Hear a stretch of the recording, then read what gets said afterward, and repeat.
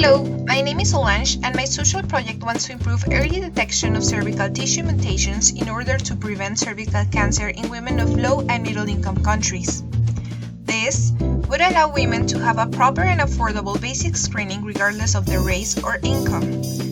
Nowadays, cervical cancer is a rapidly growing disease that represents the most important type of gynecological cancer and the fourth most common type of cancer in women worldwide.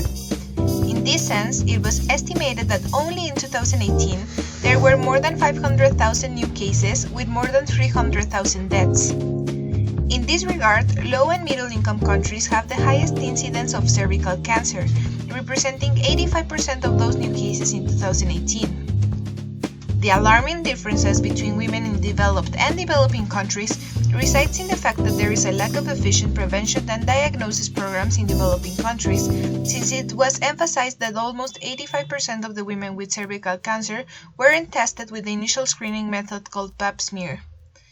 Nowadays, pap smear tests and colposcopies detect alterations in the tissue and can be done by nurses, technicians, or doctors with a low cost. However, these tests require the interpretation of a pathologist which wouldn't be sustainable in low and middle-income country settings with limited skilled cytologist workforce. At the cellular level, alterations in tissue are mainly caused by type 16 and 18 of the human papillomavirus, which causes cellular alterations such as loss of cell polarity during stratification, lack of differentiation and maturation, changes in size of squamous cells with an increase of the ratio nucleocytoplasm, among others. All these alterations can be detected with an image analysis algorithm that determines and compares abnormalities in cytologies. Therefore, my project aims to use an electronic microscope that digitalizes cytologies in order to use different comparison algorithms to determine initial changes in tissue. This would create an affordable and early detection screening method that could guide women towards proper pap smears, colposcopies, and second-level treatment in low and middle-income countries.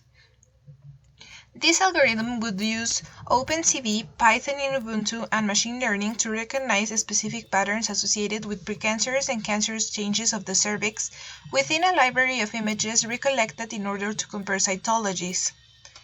This analysis algorithm would use the following steps to detect patterns within the image. 1.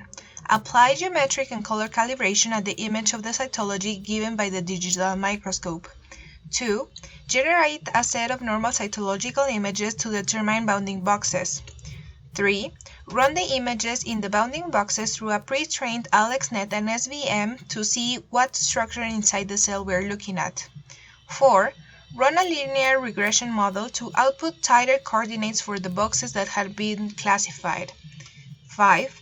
Apply convolutional neural networks to compare all the different bounding boxes with the normal cytological images to detect abnormalities.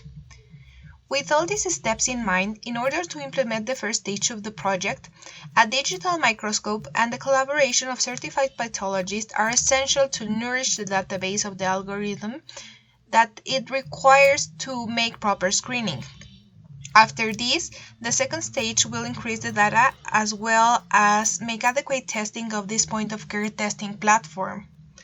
The future of this image analysis-based screening method is not only associated with the detection of cervical cancer due to HPV, but it can be implemented in tissues with similar epithelium alterations due to HPV, such as anus and larynx, and could be potentially interesting since there are no screening methods that detect alterations in these types of tissues.